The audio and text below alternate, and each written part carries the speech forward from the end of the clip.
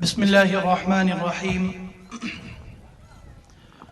الحمد لله نحمده ونستعينه ونستغفره ونؤمن به ونتوكل عليه ونعوذ بالله من شرور أنفسنا ومن سيئات أعمالنا. من يهده الله فلا مضل له ومن يضلله فلا هادي له. ونشهد أن لا إله إلا الله وحده لا شريك له ونشهد أن سيدنا ومولانا محمدا عبده ورسوله. أما بعد، عن أبي هريرة رضي الله تعالى عنه عن النبي صلى الله عليه وسلم: الإيمان بضع وسبعون شعبة أفضلها لا إله إلا الله أدناها إماتة الأذى عن الطريق والحياء شعبة من الإيمان أو كما قال عليه الصلاة والسلام. معزز حاضرین گرامی، اسٹیج پر جلوہ افروز علماء کرام اور دیگر سامعین کرام، سب سے پہلے میں اس اجلاس کی منتظمہ کمیٹی اور اس کے بعد اس ادارے کے روح رواں قاری ولی اللہ صاحب اور ان کے رفقائے کار کو مبارکباد پیش کرتا ہوں. ان کی جہد مسلسل، ان کی لگن، ان کی محنت کو میں ان کا استقبال کرتا ہوں. اور اسی کے ساتھ ساتھ ابھی ناظم اجلاس نے تعارف کرایا کہ بہت دور دراز سے تشریف لائے. جیسا کہ آپ حضرات جانتے ہیں، میرا نسبی تعلق اسی سرزمین سے ہے، اسی لیے اس سرزمین سے نسبی تعلق ہونے کی بنیاد پر آپ حضرات سے شکایتاً ایک بات میں کہنا چاہتا ہوں. آج اس سرزمین پر اصلاح معاشرہ اور تعلیمی بیداری کانفرنس کا اجلاس ہو رہا ہے، اور جہاں تک میں دیکھ پا رہا ہوں سامعین کے اندر، حاضرین کے اندر، اکثر ہمارے مہمانان وہ ہیں جو دیگر علاقوں سے تشریف لائے. بڑے افسوس کی بات ہے، سوچنے کا مقام ہے، جس سرزمین سے اصلاح کا پیغام دیا جا رہا ہے اسی سرزمین پر غیر مصلحانہ، غیر اخلاقی اور غیر منصفانہ عمل انجام دیا جا رہا ہے. افسوس کا مقام ہے. میں یہ پیغام پورے گاؤں تک پہنچانا چاہتا ہوں، پورے علاقے تک پہنچانا چاہتا ہوں. ذرا سوچئے، سر دھنیے اس کے اوپر کہ وہ کیا وجہ ہے جس وجہ نے آپ کو یہاں پر آنے سے روک دیا. وہ کیا وجہ ہے، وہ کیا اوصاف ہیں، وہ کیا صفات ہیں جن صفات کی وجہ سے، جن شکایتوں کی بنیاد پر، ان وجہ سے آپ یہاں پر آنے سے رکے اور آپ صرف دین کے نام پر، اصلاح معاشرہ کے نام پر بھی جمع نہ ہو سکے. افسوس، صد افسوس. ان چھوٹی سی شکایت کے بعد آئیے اپنے موضوع پر چلتے ہیں. میں نے ابھی آپ کے سامنے ایک حدیث پڑھی. جناب نبی کریم صلی اللہ علیہ وسلم ارشاد فرماتے ہیں کہ الایمان بضع وسبعون شعبۃ افضلها لا الہ الا اللہ، کہ ایمان کے 70 سے زیادہ شعبے ہیں، ان میں سب سے افضل لا الہ الا اللہ، لا الہ الا اللہ ہے. وَأَدْنَاهَا إِمَاتَةُ الْأَذَى عَنِ الطَّرِيقِ، اور ان میں سب سے ادنا راستے سے تکلیف دہ چیز کو ہٹانا. وَالْحَيَاءُ شُعْبَةٌ مِّنَ الْإِيمَانِ، اور حیا ایمان کا ایک شعبہ ہے. آپ ذرا غور کیجئے، جناب نبی کریم صلی اللہ علیہ وسلم اس حدیث کے اندر ارشاد فرما رہے ہیں کہ ایمان کے 70 سے زیادہ شعبے ہیں. گویا اس کا مطلب قطعاً یہ نہیں ہے کہ ایمان کے یا تو 70 ہی شعبے ہیں یا 70 سے زیادہ ہیں. دراصل یہ ایک تعبیر ہے جس کو یہاں پر اختیار کیا گیا ہے. ایمان کے بہت سے شعبے ہیں، بہت سے درجات ہیں، بہت سے اس کے شعبہ جات ہیں جن کو اختیار کرنے کا ایمان والوں کو حکم دیا گیا ہے. اور ان کے اندر افضلها قول لا الہ الا اللہ، ان میں سب سے افضل لا الہ الا اللہ، یعنی لا الہ الا اللہ، اللہ کے سوا کوئی معبود نہیں، اس بات کا اعتراف کرنا، اس بات کا اقرار کرنا اور اس بات پر ایمان لانا، اور پھر اس کے بعد اس معبود حقیقی کے سامنے، اس مالک حقیقی کے سامنے سر تسلیم خم کر دینا. یہ ہے لا الہ الا اللہ کا مطلب. لا الہ الا اللہ کا مطلب یہ نہیں ہے کہ آپ نے صرف نمازیں پڑھ لی، مسجد کے اندر موجود ہیں تو آپ مسلمان ہیں، نمازیں آپ پڑھ رہے ہیں تو مسلمان ہیں، لمبی لمبی نفلیں ہو رہی ہیں تو آپ مسلمان ہیں. لیکن وہی شخص جو لمبی نفلیں ادا کر رہا تھا، جو پوری دیانت کے ساتھ نمازیں ادا کر رہا تھا، جب بازار کے اندر جاتا ہے تو حرام طریقے کے اوپر تجارت کرتا ہے، ناجائز طریقے کے اوپر کاروبار کرتا ہے، اس کی اخلاقیات درست نہیں ہے، اس کے معاملات درست نہیں ہیں، اس کی معاشرت درست نہیں ہے، یہ مطلب قطعاً لا الہ الا اللہ کا نہیں. اگر آپ یہ سوچتے ہیں کہ ہم نے لا الہ الا اللہ پڑھ لیا اور ہم مسلمان ہو گئے اور بس ہمارے لیے یہ کافی ہے، تو اس کو بھول جائیں. اس لیے کہ قرآن کریم نے کہا ادخلوا فی السلم کافہ ولا تتبعوا خطوات الشیطان، بلکہ پوری آیت ہے یا ایھا الذین آمنوا ادخلوا فی السلم کافہ، اے ایمان والو تم مکمل کے مکمل اسلام کے اندر داخل ہو جاؤ اور شیطان کے نقش قدم کی پیروی مت کرو. انہ لکم عدو مبین، بے شک وہ تو تمہارا کھلا ہوا دشمن. تو میں عرض کر رہا تھا کہ لا الہ الا اللہ کا مطلب کیا ہے. لا الہ الا اللہ کا مطلب میں نے بتایا کہ اس کا مقصد صرف یہی نہیں ہے کہ آپ نے لا الہ الا اللہ کہہ دیا اور آپ اسلام کے تقاضوں سے روگردانی کر گئے، آپ اسلام کے تقاضوں سے پھر گئے. اس کا قطعاً یہ مطلب نہیں. دراصل شاید میں نے کسی اور موقع پر بھی بتایا ہوگا کہ ایمان کے اندر ادخلوا فی السلم کافہ کے اندر مختلف تقاضوں پر عمل کرنے کا، مختلف شعبے جات پر آپ کو عمل پیرا ہونے کا مطالبہ کیا جا رہا ہے.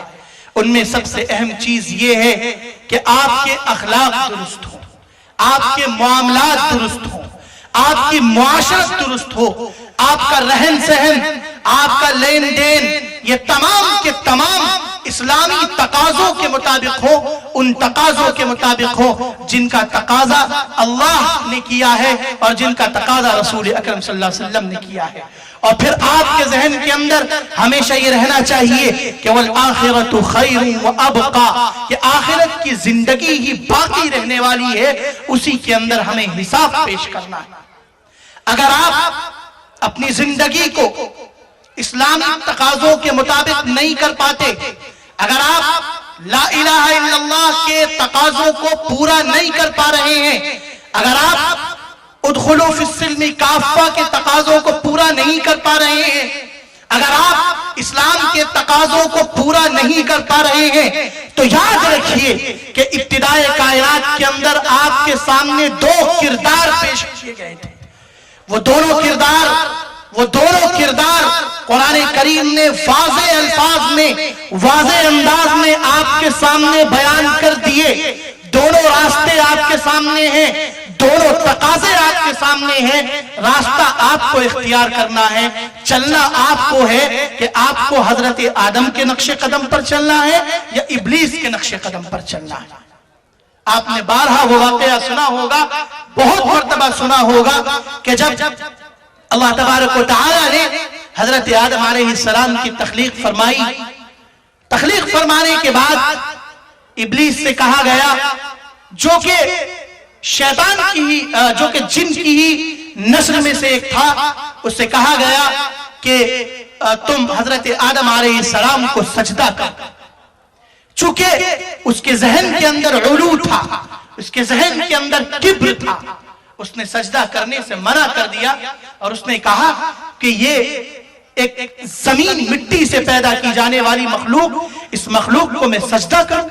उसने सजदा करने से इनकार किया और उसके नतीजे में आप जानते हैं कि अल्लाह तबारक व तआला ने हमेशा हमेशा के लिए उसको रांदे दरगाह कर दिया और उसको इब्लीस करार दे दिया गया और उसको हम हमेशा अपनी आम तौर पर उसके ऊपर हम लान भेजते हैं, लानत भेजते हैं, मलामत भेजते हैं।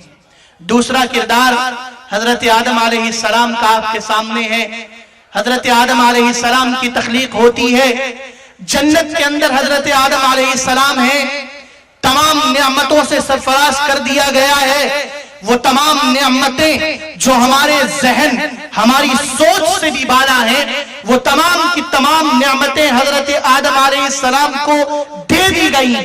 हजरत हव्वा की भी पैदाइश हो गई है। तमाम नेमतों के साथ हजरत आदम अलैहिस्सलाम को कहा गया कि आदम, तमाम नेमतें तुम्हारे लिए, तमाम आसाइशें तुम्हारे लिए, जन्नत की तमाम नेमतें, तमाम राहतें तुम्हारे लिए हैं, लेकिन आदम याद रखना ये एक दरख्त है, इस दरख्त से बचकर रहना, इस दरख्त के करीब भी मत जाना। आप जानते हैं एक भूल हुई छोटी सी, वो वजह जो भी रही उस तफसील के अंदर नहीं जाना चाहता मैं, एक भूल हुई हजरत आदम अलैहिस्सलाम से और उस दरख्त से हजरत आदम अलैहिस्सलाम ने खा लिया, जिसके नतीजे में हजरत आदम अलैहिस्सलाम को उस जन्नत से बाहर भेज दिया गया और आप इस जमीन के ऊपर तशरीफ ले आए। लेकिन उस जन्नत से निकलने का अफसोस, इतना अफसोस कि कुरान करीम ने हजरत आदम अलैहिस्सलाम की उस दुआ को कयामत तक के लिए महफूज कर लिया। रब्बना ज़लमना अनफुसना व इल्लम तग़फिर लना व तरहमना लनकूनन्न मिनल खासिरीन, कि ऐ परवरदिगार, हमने अपने नफ्स पर जुल्म किया है, हमें माफ फरमाइए। ये वो दुआएं हैं जो हजरत आदम अलैहिस्सलाम बारगाह रब्बुल इज्जत के अंदर रो रहे हैं, गिड़गिड़ा रहे हैं कि ऐ परवरदिगार, मेरे से ये गुनाह हो गया, मेरे से ये लग़्ज़िश हो गई, मेरे से ये खता हो गई, ऐ परवरदिगार मुझे माफ फरमाइए। तो ये दो किरदार हैं, एक आदम अलैहिस्सलाम का किरदार है, दूसरा शैतान और इब्लीस का किरदार है। आप सोचिए, आप जरा गौर कीजिए कि आपको कौन से किरदार को इख्तियार करना। हजरत आदम अलैहिस्सलाम जो किरदार लेकर के आए, जो पैगाम लेकर के आए, उसी पैगाम को अंबियाए कराम ने आगे बढ़ाया।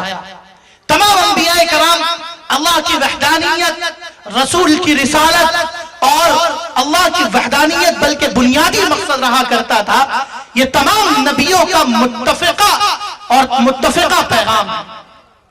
हत्ता कि आप कुरान करीम के वाक़यात को जरा गौर से देखिए, उन वाक़यात के ऊपर गौर कीजिए। हजरत शुआइब अलैहिस्सलाम का वाक़या 9वें पारे के अंदर जो बयान किया गया, क़ालल मलअु अल्लज़ीना इस्तकबरू मिन क़ौमिही लनुख़रिजन्नका या शुआइबु वल्लज़ीना आमनू मअका मिन क़रयतिना औ लतऊदुन्न फ़ी मिल्लतिना।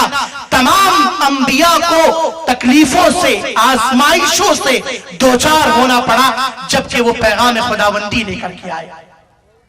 तमाम अंबिया के साथ ये मरहले पेश आए, ता आके हुजूर सल्लल्लाहु अलैहि वसल्लम तक आप आ जाएं तो हुजूर सल्लल्लाहु अलैहि वसल्लम को भी मुख्तलिफ किस्म की आजमाइशों से दो चार होना पड़ा। मैंने दरअसल हजरत शुआइब अलैहिस्सलाम के वाक़े से मुताल्लिक आयत इसलिए पढ़ी कि मौजूदा जमाने के अंदर उसके तकाजे और ज्यादा बढ़ जाते हैं। हजरत शुआइब अलैहिस्सलाम से कहा जा रहा है, क़ालल मलअु अल्लज़ीना इस्तकबरू मिन क़ौमिही लनुख़रिजन्नका या शुआइबु वल्लज़ीना आमनू मअका मिन क़रयतिना। ए शुआइब, या तो हम अनक़रीब तुम्हें अपने इलाके से निकाल देंगे, या तो तुम हमारे दीन की तरफ लौट आओ, या फिर रांदे दरगाह होने के लिए तैयार, हमारे इलाके से निकलने के लिए तैयार हो जाओ। ये तो हजरत शुआइब अलैहिस्सलाम का किरदार है। ये वही पैगाम है, ये वही पैगाम है جو حضرت آدم علیہ السلام لے کر کے آئے تھے اسی پیغام کو یہ پڑھا رہے ہیں.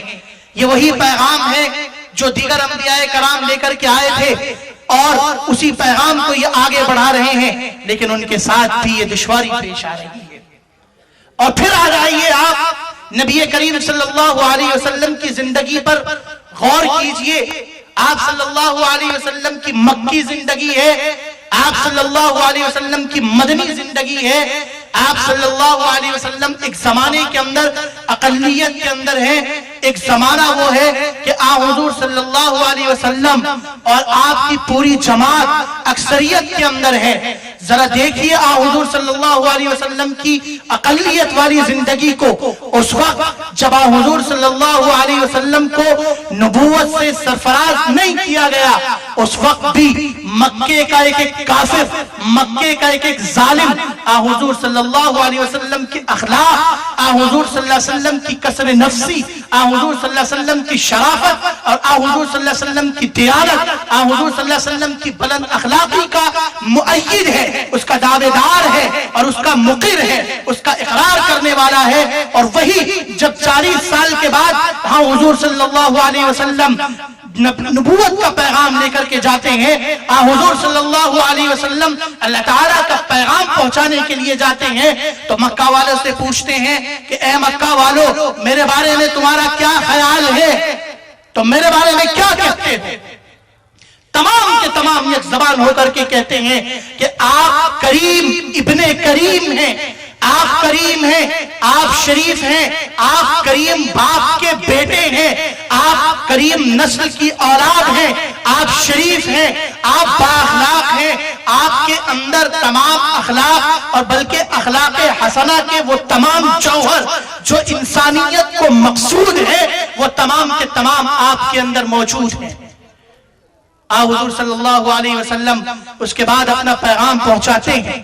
تو ذرا دیکھیے حضور صلی اللہ علیہ وسلم کا پیغام ملنے کے بعد وہی لوگ جو ابھی تک حضور صلی اللہ علیہ وسلم کے پیغام کو بلکہ حضور صلی اللہ علیہ وسلم کے اخلاق کو, آپ کے اوصاف کو, آپ کے کمالات کو, آپ کے تمام امتیازات کو ماننے والے تھے, اس کے معترف تھے, وہ تمام کے تمام دشمن ہو جاتے ہیں اور صرف آپ کے ہی نہیں بلکہ آپ کے تمام اصحاب کے دشمن ہو جاتے ہیں. اس زمانے کے اندر حضور صلی اللہ علیہ وسلم نے کس طرح کی تکلیفیں برداشت کی, ابھی آپ نے وہ تمام چیزیں سنی. ان تفصیلات کے اندر جانے کا موقع نہیں ہے, ان تفصیلات اس لیے کہ دیگر علماء کرام بھی یہاں پر تشریف فرما ہے, انہیں بھی آپ کو سننا ہے. میں مختصراً ہی اپنی بات مکمل کرنے کی کوشش کروں گا, اس تفصیل کے اندر جانے کا موقع نہیں ہے. آپ نے حضور صلی اللہ علیہ وسلم کا ایک دوسرا رخ دیکھا مدنی زندگی کا. اس زمانے کے اندر جبکہ آپ کے پاس فتوحات ہیں, آپ کے پاس اقتدار ہے, آپ اس زمانے کے اندر جبکہ مکہ کو فتح کرتے ہوئے خانہ کعبہ پہ پہنچتے ہیں اور آپ صلی اللہ علیہ وسلم وہاں پر ارشاد فرماتے ہیں کہ اے مکہ والو, تمہارا کیا خیال ہے, تم کیا کرو, تمہارا کیا خیال ہے میرے سلسلے میں کہ میں آج تمہارے ساتھ کیا برتاؤ کروں گا. آج وہ تمام کے تمام کفار, وہ تمام کے تمام ظالم, وہ تمام کے تمام باغی, وہ تمام کے تمام قاتل, وہ تمام کے تمام ظالم اور وہ تمام کے تمام مجرم کیفر کردار کے اندر کھڑے ہوئے ہیں, تمام دست بستہ حضور صلی اللہ علیہ وسلم کے سامنے کھڑے ہیں کہ دیکھتے آج ہمارے ساتھ کیا معاملہ ہوتا ہے. وہ تمام کے تمام آج پھر ایک زبان ہو کر کے وہی تمام لوگ یہی بات کہتے ہیں کہ آپ کریم ابن کریم ہیں اور ہم تو آپ سے خیر کی ہی توقع رکھتے ہیں. حضور صلی اللہ علیہ وسلم فرماتے ہیں اذهبوا وانتم الطلقاء لا تثریب علیکم اليوم, جاؤ آج کے دن تم سب کے سب آزاد ہو. اذهبوا وانتم الطلقاء لا تثریب علیکم اليوم, آج کے دن تم سے کوئی بات پرس نہیں ہوگی, کوئی گرفت نہیں ہوگی, آج کے دن تم سب کے سب آزاد ہو. اور پھر حضور صلی اللہ علیہ وسلم نے تفصیل بتاتے ہوئے تفصیل کے ساتھ ان کو اطمینان دلایا. وہ واقعہ بھی آپ نے سنا ہوگا कहने का मकसद ये है, दोनों किरदार यानी दोनों वाक़यात हुज़ूर सल्लल्लाहु अलैहि वसल्लम की एक मक्की जिंदगी, एक मदनी जिंदगी, दोनों मैंने आपके सामने पेश किया। क्या मकसद, आप इससे क्या समझे?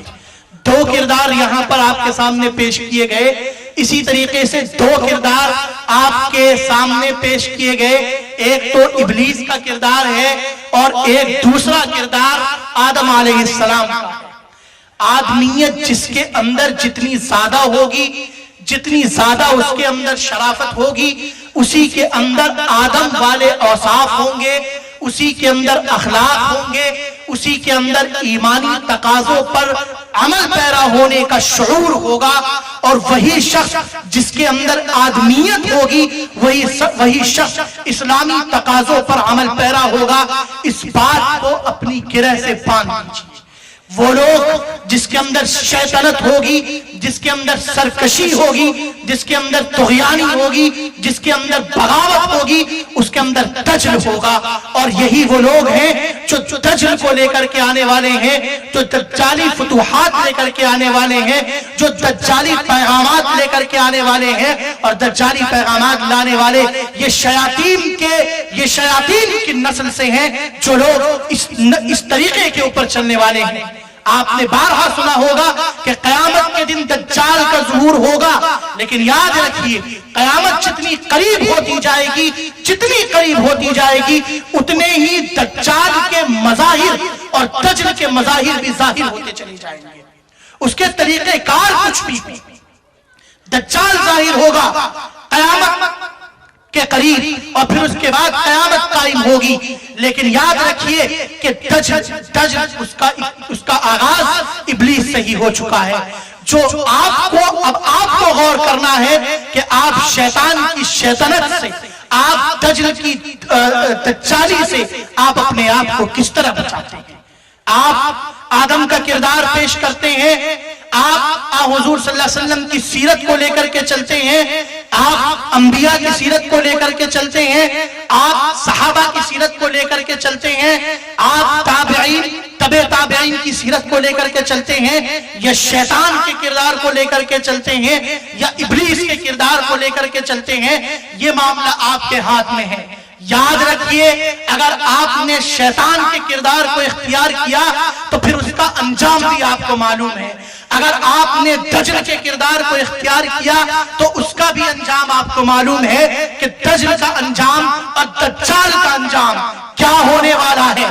दोनों चीजें आपके सामने हैं। और मैंने फिर आपके सामने वो आयत भी पढ़ी कि वल आखिरतु खैरु व अबका, कि आखिरत की जिंदगी ही बाकी रहने वाली है, आखिरत की जिंदगी ही बाकी रहने वाली है। ये दर हकीकत दुनियावी जिंदगी आखिरत की तैयारी है। आप इस दुनिया के अंदर अपने आप को दज्ल के लिए तैयार कर रहे हैं या आदमियत के लिए तैयार कर रहे हैं। आप अपने आप को सीरत के लिए तैयार कर रहे हैं, आप अपनी जिंदगी को सीरत के मुताबिक ढाल रहे हैं, या आप अपनी जिंदगी को शैतान के किरदार पर ढाल रहे हैं। ये आपके हाथ में है। आपको सोचना है, आपको गौर करना है। अगर आप इस्लाम के तरीके को इख्तियार करना चाहते हैं, इस्लामी तरीक़ेकार को इख्तियार करना चाहते हैं, तो आइए उदखुलू फिस्सिल्मी काफ़ा के तकाज़ों पर अमल पैरा हो जाइए। यही मुतालबा है इस्लाम का, और यही मुतालबा है ईमान का, यही मुतालबा है हुज़ूर सल्लल्लाहु अलैहि वसल्लम की सीरत का, यही मुतालबा है कुरान का।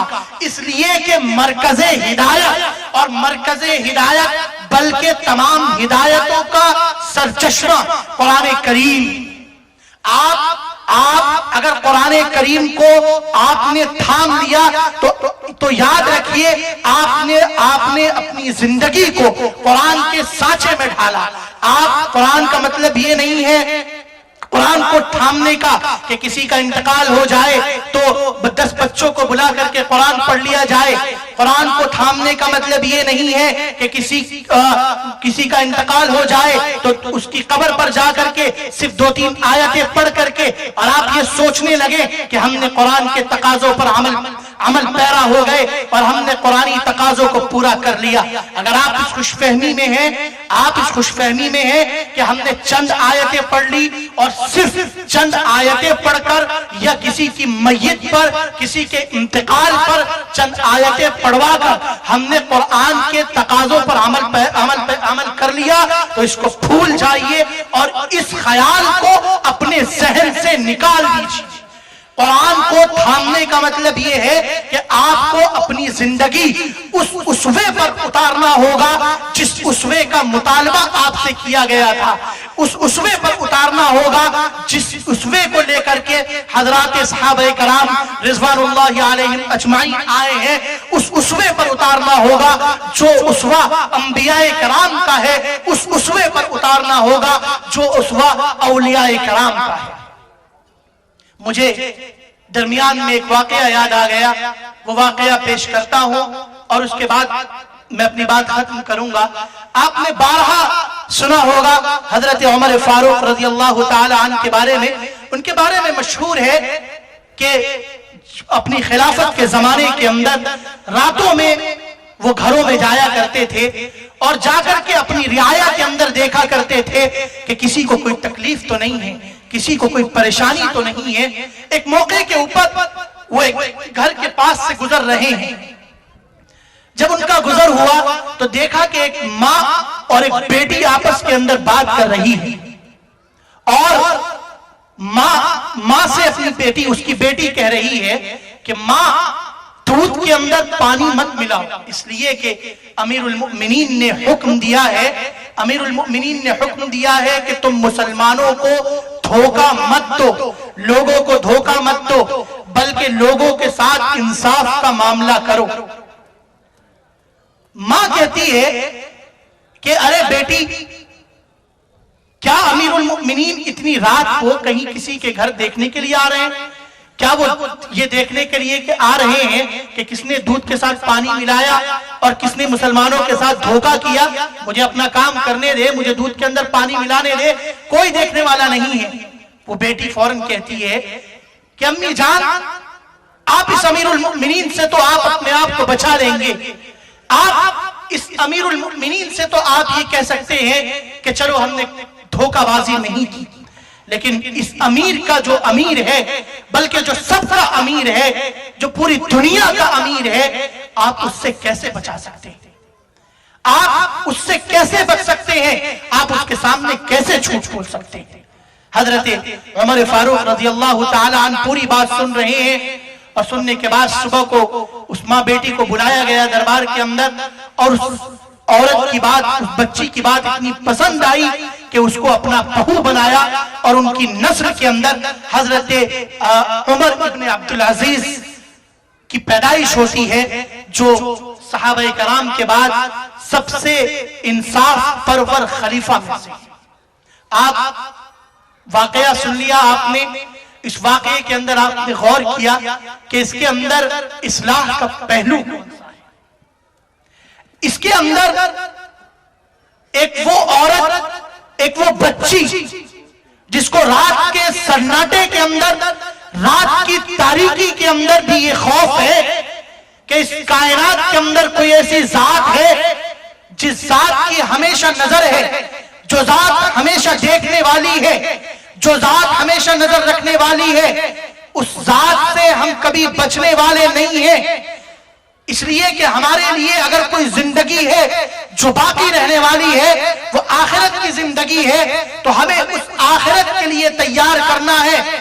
جب اس بیٹی کے اندر یہ خیال پیدا ہوا تو اس بیٹی کے خیال نے دیکھیے کہ کتنا امنگ پیدا کیا، کتنا فلفلہ پیدا کیا کہ اس خیالات نے، ان جذبات نے عکاسی کی اور اس خیالات نے پروان پیدا کیا، اور ان خیالات نے اتنا پروان پیدا کیا کہ ان کی نسل سے جو اولاد پیدا ہوئی ہے، وہ اولاد سب سے زیادہ انصاف کرنے والی، سب سے زیادہ محترم بشان شخصیت ان خلفاء کے اندر गोया मालूम हुआ कि इस मुआशरे की इस्लाह की जिम्मेदारी पूरे मुआशरे पर सिर्फ नहीं है, बल्कि मुआशरे की इस्लाह की जिम्मेदारी हर फर्द पर है।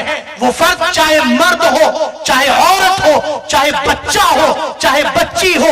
अगर आपने अपने अंदर ये खौफ पैदा किया कि कोई जात है जो हमेशा मुझे देखने वाली है, कोई जात है जिस जात के सामने जा करके मुझे हिसाब पेश करना है, तो याद रखिए इस ख्याल से, इस तसव्वुर से ही आपके मुआशरे की इस्लाह हो सकती है।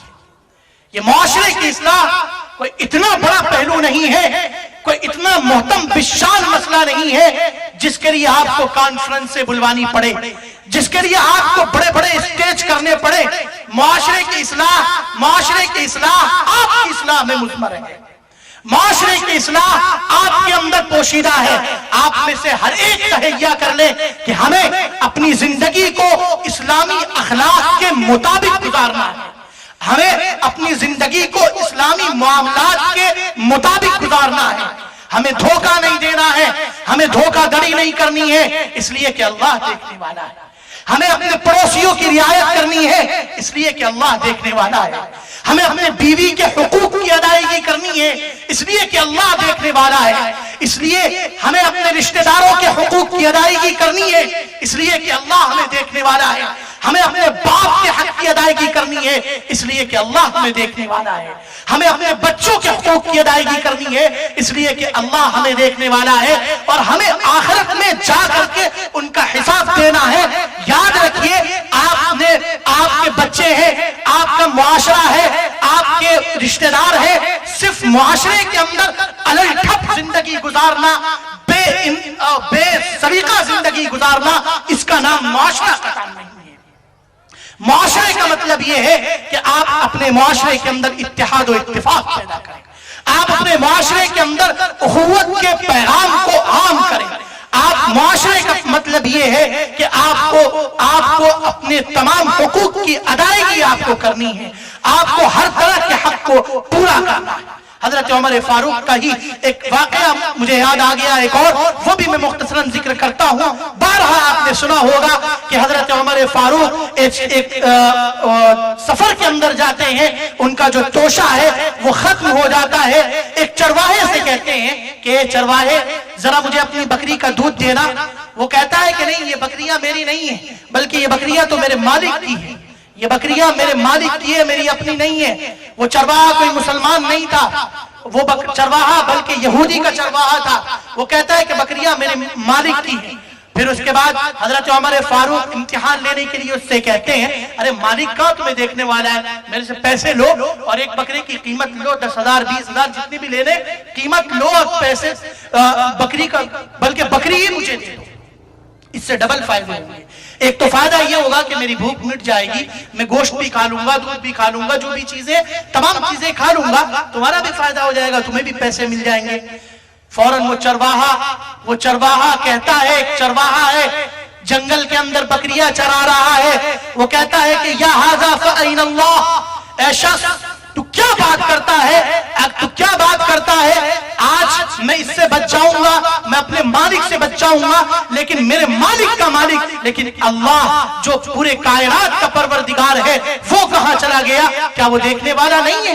क्या वो देखने वाला नहीं है? वो हमेशा देखने वाला है। हजरत उमर फारूक रज़ी अल्लाह ताला अन्हु फरमाते हैं कि खुदा की कसम, इस कायनात पर जब तक तुम जैसे लोग मौजूद रहेंगे, जब तक कि तुम जैसे औसाफ वाले, तुम जैसे अखलाक वाले, तुम जैसे मामलात वाले जब तक इस कायनात के अंदर मौजूद रहेंगे, और जब तक लोगों के अंदर ये खौफ पैदा रहेगा कि मुझे आखिरत के अंदर अल्लाह के सामने हिसाब पेश करना है, मुझे अल्लाह के सामने पेश होना है, उस वक्त तक खुदा की कसम कयामत कायम नहीं हो सकती। उस वक्त तक किसी दज्जाल का कोई दज्ल काम नहीं आएगा, किसी मक्कार का कोई मकर काम नहीं आएगा। आज कोई मक्कार आपके साथ मक्कारी करता है, कोई झूठा आपके साथ झूठ बोलता है, कोई जालसाज आपके साथ चाल करता है, आपको मुल्क से निकालने की कोशिश करता है, आपको यहां से भगाने की कोशिश करता है, झूठ बोलता है, कानून के अंदर बदलाव की कोशिश करता है, तो याद रखिए इसके जिम्मेदार आप खुद हैं, कोई दूसरा जिम्मेदार नहीं है। اس لیے کہ آپ نے اپنے آپ کو آخرت کے لیے تیار نہیں کیا تھا، آپ نے اپنے آپ کو اس لیے تیار نہیں کیا تھا کہ ہمیں اللہ کے سامنے حساب پیش کرنا ہے، بلکہ آپ نے اپنے آپ کو تیار کیا تھا کہ مجھے فلاں شخص کے سامنے حساب پیش کرنا ہے۔ آپ نے اپنے آپ کو تیار کیا تھا کہ مجھے دنیاوی معاملات کے اندر درستگی پیدا کرنی ہے، مجھے دنیا کے اندر وقار پیدا کرنا ہے، مجھے دنیا کے اندر امتیاز پیدا کرنا ہے۔ جب آپ دنیا کے پیچھے بھاگیں گے تو دنیا آپ کو بھگائے گی، لیکن اگر آپ اللہ کے پیچھے بھاگیں گے، اللہ کو تلاش کریں گے تو پوری دنیا آپ کے قدموں کے اوپر گرے گی۔ اور یاد رکھیے اس بات کو اپنی گرہ سے باندھ لیجیے، اس کو آپ کو ہمیشہ اپنے ساتھ رکھنا۔ ایک اور واقعہ مجھے یاد آ گیا، بات بہت لمبی ہوتی جا رہی ہے، علماء کرام سے میں معذرت کے ساتھ ایک واقعہ اور عرض کر کے میں آپ سے رخصت ہوں گا۔ آپ کو معلوم ہے غزوہ خیبر کے موقع کے اوپر، غزوہ خیبر جو کہ مدینہ کے اندر موجود یہودیوں سے پیش آیا، اس موقع کے اوپر حضور صلی اللہ علیہ وسلم اس غزوے کے اندر موجود ہیں۔ ایک پورا قلعے کا محاصرہ کیا ہوا ہے آپ صلی اللہ علیہ وسلم نے۔ اس موقع کے اوپر ایک چرواہا، بالکل کالا چرواہا ہے، اس کے بدن سے بدبو آ رہی ہے، اس کا نام ہی اسود ہے۔ اسود اس کے معنی خود کالے کے آتے ہیں، اور وہ اس کے اندر آیا، صحابہ کرام سے آ کر کے اس نے ملاقات کی اور صحابہ کرام سے کہہ رہا ہے کہ آپ کے کمانڈر کون ہیں، آپ کے سلطان کون ہیں، آپ کے رئیس کون ہیں؟ تو لوگوں نے بتایا کہ وہ جو کٹیا سی بنی ہوئی ہے، اس کٹیا کے اندر جاؤ، اور وہ جو ایک چھپر سا گھر سا بنا ہوا ہے اس کے اندر جاؤ، ہمارے سردار، ہمارے سلطان، ہمارے آقا اسی کے اندر تشریف فرمائے۔ وہ چرواہا کہتا ہے کیا بات کرتے ہو، اتنی بڑی شخصیت جو سید الانبیاء ہے، سید الکونین ہے، وہ اس چھوٹی سی جگہ کے اندر بیٹھیں گے؟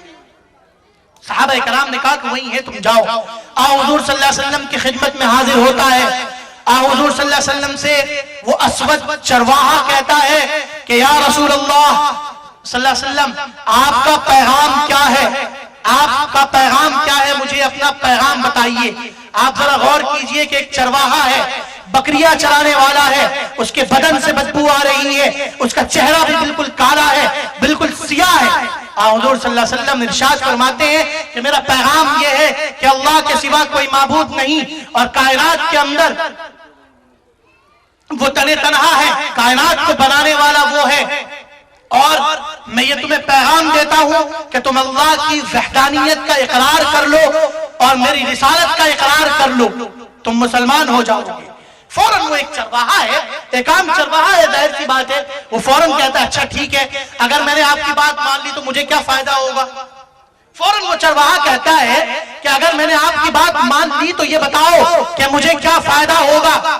وہ حضور صلی اللہ علیہ وسلم فرماتے ہیں کہ تمہارے بدن کی بدبو کو اللہ تعالیٰ خوشبو کے اندر تبدیل فرما دیں گے، اور ہم تمہیں اپنے سینے سے لگائیں گے۔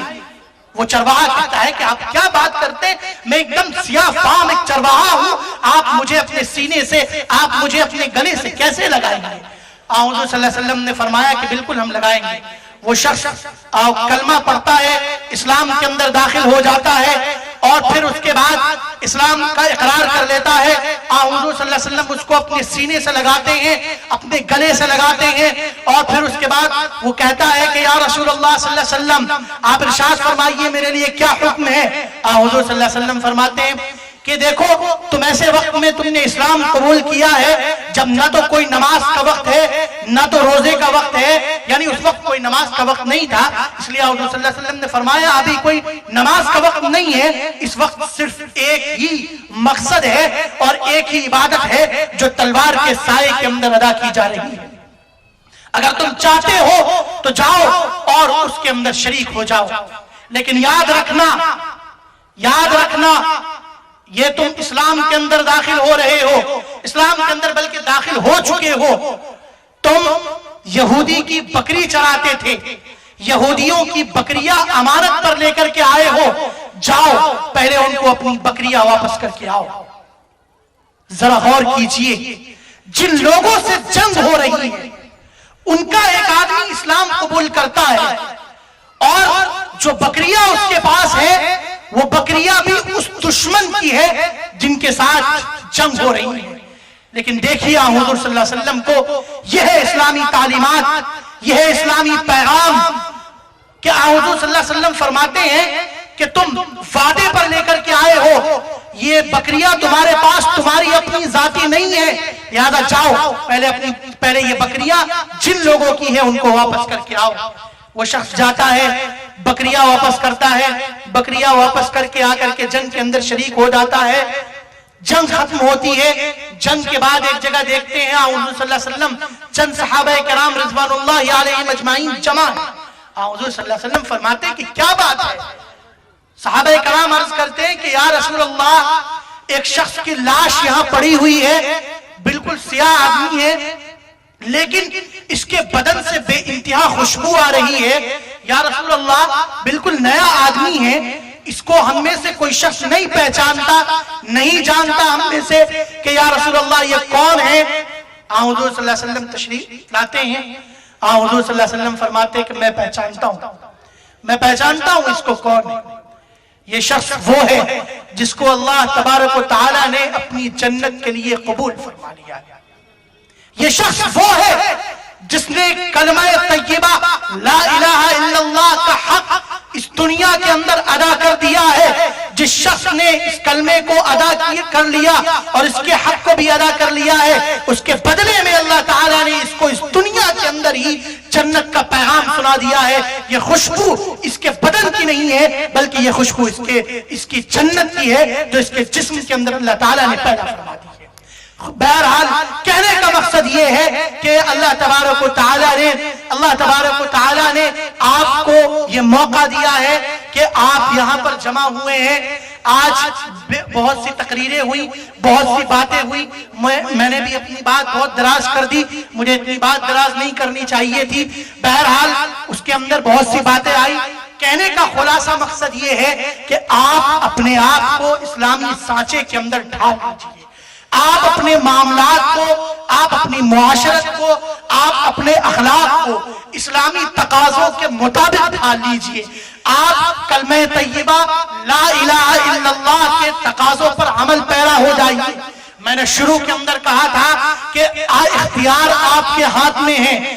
آدم علیہ السلام کے کردار کو آپ کو ادا کرنا ہے تو آپ کے اندر آدمیت زندہ ہے، آپ ابھی بھی آدمی ہیں، لیکن اگر آپ کو شیطان کے کردار کو ادا کرنا ہے تو یاد رکھیے آپ کے اندر دجال آ چکا ہے، آپ کے اندر دجل آ چکا ہے، آپ کے اندر مکر آ چکا ہے، آپ کے اندر فریب آ چکا ہے، اور پھر اس سے بچانے والا، اس مکر سے چھٹکارا دلانے والا سوائے اللہ تعالیٰ کی ذات کے یا پھر اسلامی تعلیمات کے علاوہ اور کوئی ایسی راہ نہیں ہے جو آپ کو اس سے نجات دلائے۔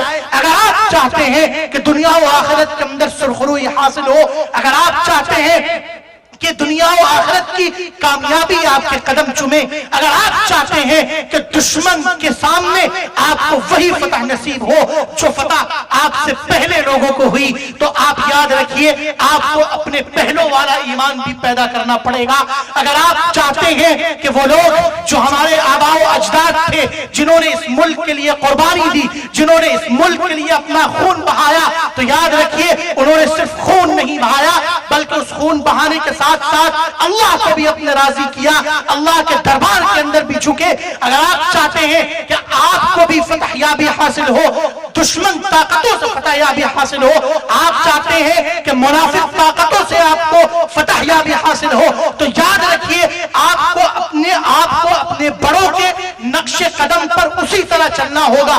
بڑوں کا نقش قدم صرف وہی نہیں ہے کہ جو صرف دن کے اندر تلوار چلاتے تھے، جو دن کے اندر اپنے مخالفین سے مقابلہ کرتے تھے، بلکہ بڑوں کا بچپن، بلکہ بڑوں کی زندگیاں، بلکہ بڑوں کا اسوہ یہ بھی ہے کہ وہ رات کو اللہ کے دربار کے اندر جھکتے تھے، وہ رات کو اللہ کی بارگاہ کے اندر گڑگڑاتے تھے، وہ رات کو اللہ کے دربار کے اندر یہ کہتے تھے کہ یا اللہ حالات کو بدلنے والے آپ ہیں، یا اللہ حالات کے اندر کروٹ پیدا کرنے والے آپ ہیں، یا اللہ اگر آپ چاہیں تو اس نظام کے اندر تغیر پیدا ہو سکتا ہے. اگر آپ چاہیں تو اس نظام کے اندر تغیر پیدا نہیں ہو سکتا. آپ اگر چاہتے ہیں کامیابی حاصل ہو، دونوں چیزوں کو اپنے ہاتھ میں رکھیے، دونوں چیزوں کو لے کر کے چلیے، اسلام کے پیغام کو آگے بڑھائیے.